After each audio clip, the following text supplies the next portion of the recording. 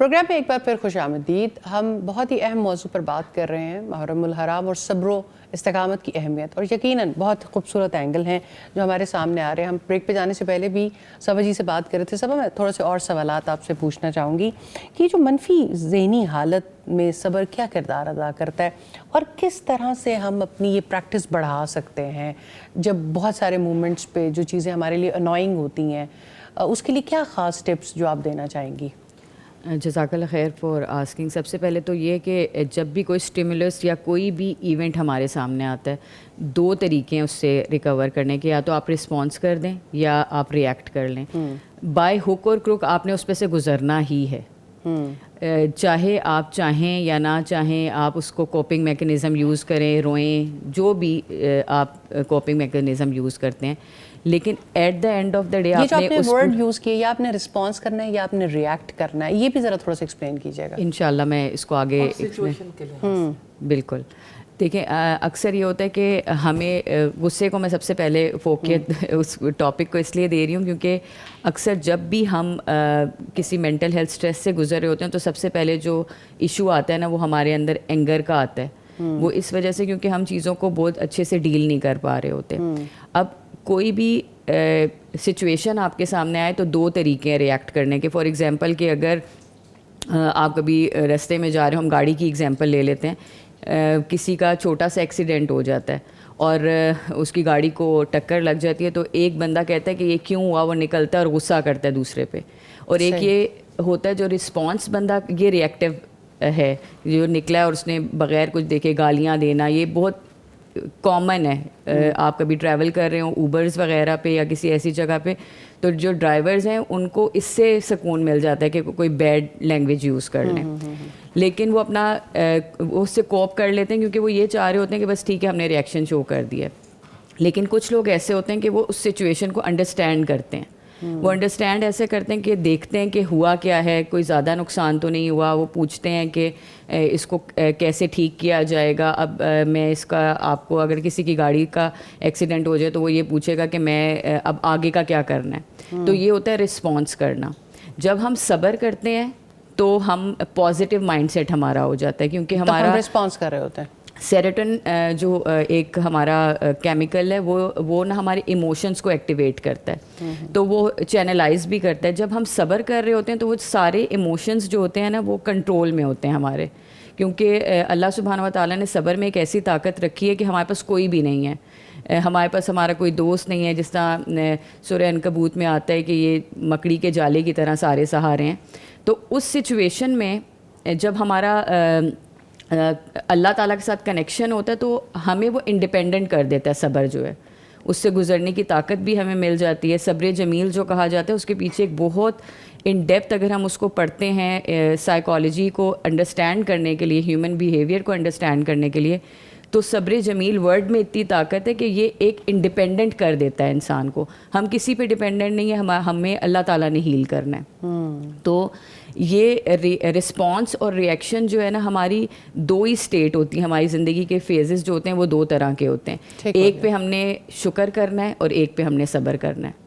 اب ہوتا یہ کہ ہم شکر والے لمحات میں بھی اکثر اللہ تعالیٰ کو بھول جاتے ہیں، جس میں قرآن میں ذکر ہے کہ انسان جو ہے وہ جب اللہ تعالیٰ اس کے اوپر کوئی مصیبت آتی ہے تب تو وہ اللہ تعالیٰ کو یاد کرتا ہے، لیکن جب وہ مصیبت ہٹا لی جاتی ہے تو وہ پھر دوبارہ سے اسی روٹین میں آ جاتا ہے. کیونکہ مائنڈ سیٹ ڈیولپ نہیں ہوا، وہ بلیف سسٹم، وہ لا جو استاذہ بات کر رہی تھی کہ جب ہمارے پاس لا ہوتا ہے، یعنی کہ اللہ کا حکم جب ہوگا اور ہمارا بلیو اس پہ ہوگا کہ اللہ سبحانہ و تعالیٰ نے اگر کہہ دیا ہے تو وہ حق ہے، تو ہم اس چیز پہ صبر بھی کریں گے، ہم اس چیز پہ شکر بھی کریں گے. یہ ساری جو جتنی بھی مینٹل ہیلتھ پرابلمز ہوتی ہیں، اگر ہم ان کو دیکھیں وہ کیوں ہو رہی ہیں. ایک قرآن پڑھنے والے کو بھی بعض دفعہ ہو رہی ہوتی ہیں انگزائٹی، اسٹریس، اور لیکن وہاں پر اگر ہم ان ڈیپتھ ان کو دیکھتے ہیں، کیونکہ ہم کاؤنسلرز ہیں، ایز اے لائف کوچ میں جب بھی کوئی کیس آیا ہے تو میں نے ایک چیز کامن جو دیکھی ہے وہ یہی ہے کہ جب ذرا سا بلیف سسٹم ہٹا, جب ذرا سا اپنے صبر کا لیول چھوڑا, کہ بس یہ ہے نا کہ صبر ایک کنٹینیوس ایک مائنڈ سیٹ ہے جس کو ہم نے بار بار پریکٹس کرنا ہے. اس لیول کو مینٹین کس طرح سے کرنا ہے, کیونکہ بہت بڑا چیلنج تو یہی ہے. بالکل, اب اس کو مینٹین اس طرح کیا جائے گا کہ ٹرن ٹو اللہ سبحانہ و تعالیٰ, کیونکہ یہ وہ سورس ہے جہاں سے ہماری ایگزسٹنس ہے. اور جب ہم اگر ہم صرف اسپریچولیٹی کو مینٹل ہیلتھ کے ساتھ کنیکٹ کرتے ہیں تو ہمارا جتنا بھی سول کا کنیکشن ہے وہ اس کو فوڈ جو ملتا ہے نا, وہ اللہ تعالیٰ نے قرآن میں صاف بتایا کہ دلوں کا جو سکون ہے وہ میرے ذکر میں ہے. اب اللہ تعالیٰ کا ذکر اللہ کو یاد کرنا بھی ہے, اور اللہ تعالیٰ کا ذکر اللہ کی نعمتوں کا شکر ادا کرنا بھی ہے. اب ہم لوگ یہ کرتے ہیں کہ ہم تسبیح پڑھ لیتے ہیں اللہ اکبر اللہ اکبر اللہ اکبر, اور ہم سمجھتے ہیں کہ ہمیں سکون نہیں مل رہا. وہ اللہ اکبر وہ کس قدر عظیم ہے, یہ بات آپ کی اگر آپ پازیٹیو مائنڈ سیٹ کو اپنانا چاہتے ہیں تو وہ کس قدر عظیم ہے, اس کی کیا کیا نعمتیں ہیں, بڑا ضروری ہے. یعنی آپ اس کی ڈیپتھ کو بھی انڈرسٹینڈ کرنا, اور پھر اس کے بعد فوکس کرنا اس چیز کے اوپر. کیونکہ ہم اللہ تعالیٰ نے جو سورہ دہا میں بھی جو ڈیٹاکس جو ہمارا جو اینٹی ڈاٹ دی ہے ڈپریشن کا, وہ فیز حضرت محمد صلی اللہ علیہ وآلہ وسلم کے اوپر ایسا تھا کہ جب وہ سوچ رہے تھے کہ اللہ سبحانہ و تعالیٰ کی طرف سے وحی کیوں نہیں آ رہی, تو اس کو جب ہم اسٹڈی کرتے ہیں تو ہمیں پتہ چلتا ہے کہ اللہ تعالیٰ نے ایک بات جو صورت میں کہی ہے نا وہ ہمیں ڈپریشن سے نکال سکتی ہے. کہ اللہ تعالیٰ نے تب بھی تمہیں سہارا دیا جب تمہارے پاس کوئی نہیں تھا. تم ان لوگوں کو پھر کہا ہے کہ تم ان لوگوں کو جو تمہارے پاس سوال لے کے آتے ہیں تم ان کو نہ جھٹکو نہ, تو مطلب آپ کا فوکس ان لوگوں پہ ہو جن کے پاس وہ نعمتیں موجود نہیں ہیں, تو بھی ہمارا پازیٹیو تھنکنگ ڈیولپ ہوتی ہے. اس کے بعد اینڈ پہ اللہ تعالیٰ, اور پھر ایک چیز جو اللہ تعالیٰ نے ہمیں اگر ہم صبر کرنے کے لیے وہی آیت اپنے ذہن میں رکھ لیں نا کہ آخرت جو ہے وہ اس دنیا سے بہتر ہے, تو بھی ہم صبر کر سکتے ہیں. جو بھی چیلنج ہوگا, یعنی ڈیوائن کنیکشن کے بغیر ان ساری چیزوں پر جمے رہنا, صبر کرنا, استقامت کا راستہ اختیار کرنا ممکن نہیں ہے. ہم جتنی بھی اسٹریٹجیز کر لیں, کیونکہ ہم ڈفرینٹ میں نے اسلامک سائیکالوجی پڑھی ہے اور میں دوسری کو بھی اسٹڈی کرتی ہوں. ہم جتنے بھی چیلنجز کو لے لیں, جب تک ہم انڈیپینڈنٹ نہیں ہوتے, جو کہ ہمیں صرف اللہ تعالیٰ کی ذات پر توکل سے ہی ہم انڈیپینڈنٹ ہوتے ہیں, ورنہ ہم دنیا کے سہارے ہی ڈھونڈتے رہتے ہیں کہ شاید یہ کاؤنسلر میری ہیلپ کر دے گا, یا یہ میری دوست میری ہیلپ کر دے گی, مجھے اس چیلنج سے نکال دے گی, تو یہ پاسبل نہیں ہے. اللہ تعالیٰ نے کہا ہے تمہارے لیے وہی کچھ ہے جس کے لیے تم کوشش کرتے ہو. اگر آپ کی کوشش اس چیز کے لیے ہوگی کہ آپ کا پازیٹیو مائنڈ سیٹ ہونا چاہیے, تو اللہ تعالیٰ کہتے ہیں تم میری طرف 1 قدم بڑھاؤ تو میں 10 قدم بڑھاؤں گا. تو اس کو اگر ہم اور سمجھنا چاہیں کہ ہماری صحت پہ اس کا کیا اثر ہو رہا ہوتا ہے, تو وہ یہ کہ جب ہم صبر نہیں کرتے تو ہم ری ایکٹیو موڈ پہ ہوتے ہیں, اور ہمارا جو ڈوپامین لیول ہوتا ہے وہ انکریز ہوتا ہے, اور وہ ہے ہمیں انسٹنٹ گریٹیفیکیشن جس پہ چاہیے ہوتی ہے.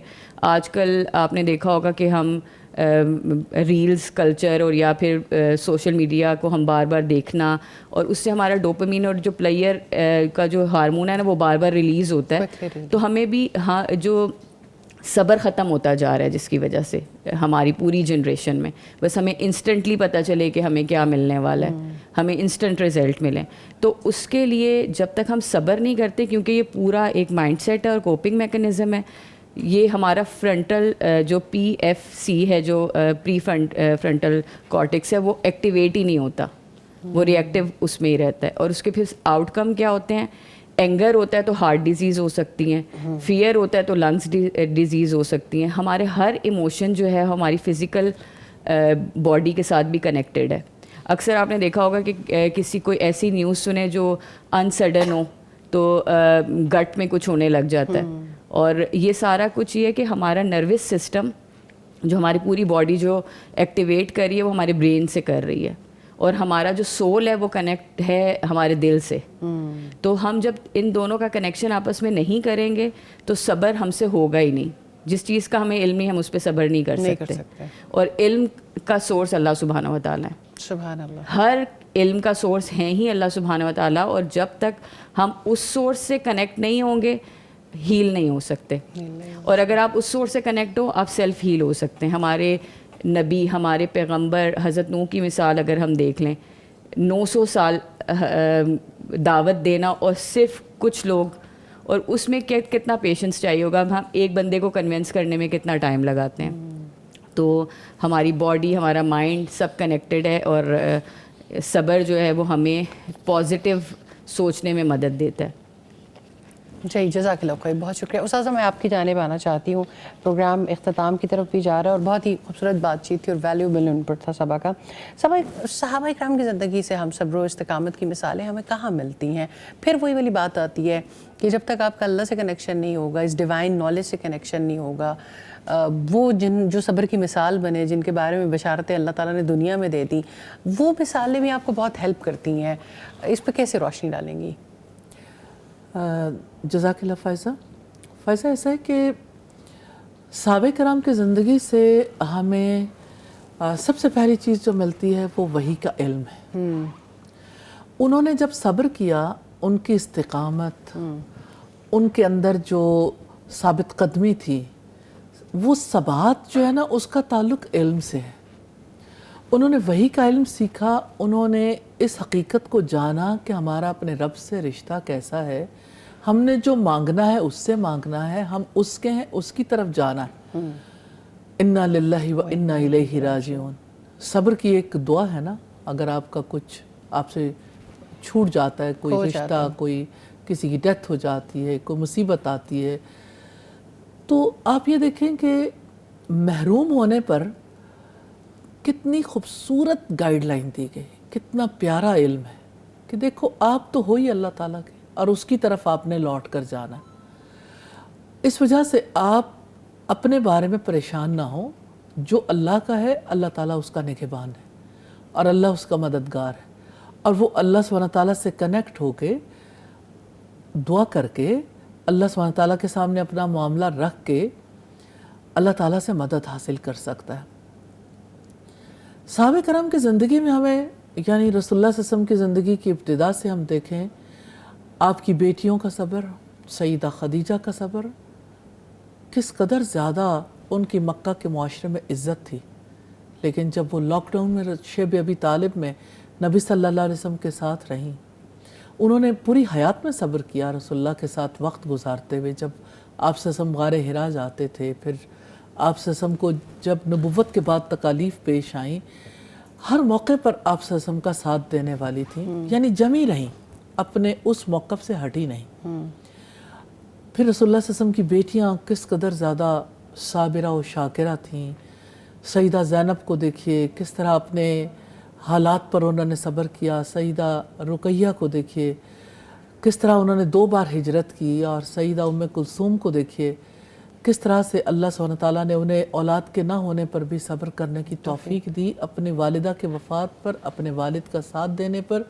اور کس طرح سے ساری زندگی ان کے یہ چیز ہمیں نظر آتی. سیدہ فاطمہ کو دیکھیے، انتہائی مشقت برداشت کی. سیدہ علی کی بہت وفادار تھیں، اور کس قدر زیادہ سیدہ فاطمہ عبادت گزار تھیں، اور کیسے پاک زندگی انہوں نے گزاری صبر و شکر کے ساتھ، کہ جتنی بھی انہیں محنت کرنی پڑتی، جتنی مشقت اٹھانی پڑتی، وہ اپنے حالات پر راضی برضا تھیں. پھر اسی طرح سے اگر ہم اسی چیز سے آگے نکلیں، خود سیدنا ابو بکر صدیق کا صبر دیکھیے کہ رسول اللہ کا ساتھ دینے میں کہیں زندگی کے آخری لمحے تک کوتاہی نہیں کی. آپ کے مشن کو لے کے چلنے کے لیے، یعنی رسول اللہ کی وفات کے بعد سیدنا ابو بکر صدیق کیسے صبر کی تصویر بن گئے تھے کہ جو محمد پر ایمان رکھتا تھا، یا جو یعنی وہ جان لے کہ محمد صلی اللہ علیہ وسلم اس دنیا سے تشریف لے گئے، وہ ان کا وصال ہو گیا. اور جو اللہ سبحانہ تعالیٰ پر ایمان رکھتا ہے اس کو جان لینا چاہیے کہ اللہ تعالیٰ حی و قیوم ہے، وہ ہمیشہ سے زندہ، ہمیشہ زندہ رہے گا. اور ظاہر ہے کہ انسان ہمیشہ زندہ نہیں رہ سکتے. اور جب انہوں نے آیت تلاوت کی، علم کی بات پتہ چلتی ہے نا، کہ تو اس سے سب لوگوں کو لگا کہ شاید یہ آیت آج ہی نازل ہوئی، لیکن جس کے پاس اس آیت کا سچا علم تھا، غور و فکر تھا، اس کے لیے زیادہ اچھا موقع ملا. استاذہ ایک کالر ہیں کافی دیر سے لائن پہ. جی عائشہ، آپ کیا سوال پوچھنا چاہتی ہیں؟ السلام علیکم. وعلیکم السلام. اچھا میں یہ پوچھنا چاہتی ہوں، گھر میں صبر کس طرح کر سکتے ہیں بچے؟ جب میں چاہتی ہوں کہ میرے بچے اسلام کی طرف آئیں اور وہ آتے نہیں ہیں. میرے شوہر بھی اسلام کی طرف نہیں زیادہ آتے ہیں. میں کس طرح سے صبر کیا جائے کہ اسلام کی طرف آئیں, میرے بچے دین کی طرف آئیں. میرا یہ بہت شوق ہے کہ دین کی طرف زیادہ متوجہ ہوں. جی استاذہ. جزاک اللہ خیر. آپ نے بڑا اچھا سوال کیا اور اپنی اس مشقت اور اس پرابلم کے لیے آپ نے کال کی. اللہ سبحانہ تعالیٰ سے میں دعا کرتی ہوں آپ کے لیے ان حالات کو بدل دے. میں آپ کو بتانا چاہتی ہوں کہ جب شوہر ہیں, بچے ہیں, وہ اسلام کو سمجھ نہیں پا رہے تو ان کی ناسمجھی پر خاموش رہنا صبر نہیں ہے. وہ جس حالات میں رہنا چاہتے ہیں اس پر آپ اگر کچھ نہ کہیں, خاموش رہیں, تو یہ صبر نہیں ہے. صبر کا تقاضا یہ ہے کہ آپ انہیں نیکی کی طرف مائل کرتی رہیں, خود نیکی پر ڈٹی رہیں, ان کو مائل کرتی رہیں, مسلسل اس چیز کو جاری رکھیں اپنی زندگی میں. آپ اٹھتے بیٹھتے تنقید نہ کریں, آپ ان کے اوپر جو ہے وہ کسی چیز کو امپوز بھی نہ کریں. آپ سمپلی یعنی اسی چیز کے بارے میں علم حاصل کریں جو بات آپ بتانا چاہتی ہیں, کھانے کے بارے میں, سونے جاگنے کے بارے میں, زندگی کے معاملات کے بارے میں. تو چھوٹی چھوٹی چیزیں انہیں احادیث کی صورت میں, سیرت کے واقعات کی صورت میں بتاتے رہیں. سٹوریاں سب کو بہت اچھی لگتی ہیں اور اللہ سبحانہ تعالیٰ نے قرآن مجید میں بھی سٹوریز کا طریقہ ہی اختیار کیا. اور کس طرح سے پھر بچوں کی سٹوریاں سامنے رکھتے ہیں, بچوں کے حالات سامنے رکھیے کہ رسول اللہ کے ارد گرد جو بچے تھے وہ کیسے تھے, اور باقی چیزیں جو ہے اپنی فیلنگز, کیفیات اور حوصلے کے ساتھ اس کو برداشت کریں, کیونکہ بہت کچھ ایسا ہوگا جو اللہ سبحانہ تعالیٰ کی نافرمانی میں ہوگا, لیکن نیچرلی انہیں بھی اس سطح پر آنے کے لیے وقت لگے گا. آپ کی چاہت ہے تو چاہت کو ارادے میں بدلیے, اللہ سبحانہ تعالیٰ سے دعا کریں, ارادہ پختہ کرنے کے بعد آپ اسباب بھی اختیار کریں اور اللہ پر توکل کریں, اللہ تعالیٰ سے دعا کریں. لمبے عرصے تک انتظار کرنا ہوگا اور ایسی مجالس میں لے جائیں بچوں کو, یا ایسے لوگوں کے ساتھ دوستی کے لیے دعا بھی کریں, انہیں اللہ تعالیٰ اچھے دوست دے جو انہیں نیکی کی طرف راغب کریں. جب آپ کوشش جاری رکھیں گی تو اللہ سبحانہ تعالیٰ کی طرف سے ضرور آسانی ہوگی. جزاک اللہ خیر. بہت شکریہ استاذہ. آخری چند منٹ ہیں اور میں چاہوں گی کہ قرآن بار بار تذکرہ کرتا ہے نماز اور کے ذریعے سے صبر طلب کرو, اور اسی طرح سے اللہ تعالیٰ سے صبر مانگنے کا ایک بہت امپورٹنٹ ٹول ہے. اس آیت کے اوپر روشنی ڈالیں اور آپ اختتامی گفتگو جو بھی کرنا چاہیں. اللہ سبحانہ تعالیٰ نے استعانت کے لیے, دیکھیے آپ جب سورہ الفاتحہ پڑھتے ہیں ایاک نعبد و ایاک نستعین, صرف آپ کی ہم عبادت کرتے ہیں, صرف آپ سے ہم مدد چاہتے ہیں.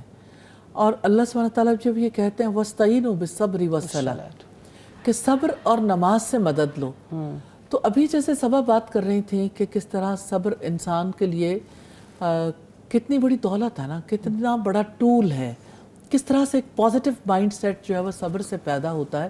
اور چیلنجز کا مقابلہ کرنے کے لیے آپ کو ایک طرف نیکی پر ڈٹنا بھی ہے, دوسری طرف برائی سے رکنا بھی ہے, اور تیسری طرف لمبے عرصے تک انتظار بھی کرنا ہے. صحیح. کیونکہ انتظار کیے بغیر آپ پھل نہیں دیکھ سکتے. اب دیکھیں کچھ چلغوزے کا درخت ہے نا, 30 برس انتظار کرنا پڑتا ہے تب کہیں جا کے وہ پورا درخت بن کے پھل دینے کے قابل ہوتا ہے. اب یہ جو 30 ایئرز ہیں, اگر چلغوزے کے درخت کے لیے 30 ایئرز چاہیے تو انسان کا بچہ جو ہے اس کے لیے تو بہت بڑا وقت چاہیے. سم ٹائمز ایسا ہوتا ہے کہ آپ کو پھل جلدی مل جاتا ہے, اور بعض اوقات یہ ہوتا ہے کہ آپ کو بہت دیر تک انتظار کرنا پڑتا ہے. تو انتظار کرنا بھی صبر ہے, مناسب وقت کا انتظار کرنا, کیونکہ ہدایت تو اللہ تعالیٰ کی طرف سے. آپ کوشش کر سکتے ہیں, آپ اس کے لیے اللہ سبحانہ تعالیٰ سے دعا کر سکتے ہیں, اور اس کے مطابق جو آپ کے بس میں اپنے لیے آپ اس پر, یعنی یہ ہم نے دیکھا کہ نیکی پر ڈٹ جانا اللہ سبحانہ تعالیٰ کی توفیق کے بغیر ممکن نہیں ہے. تو اللہ تعالیٰ سے اس کی مدد ضرور مانگنی چاہیے اور یقین رکھنا چاہیے, اس پہ غور و فکر بھی کرنا چاہیے. لا حول ولا قوت الا باللہ.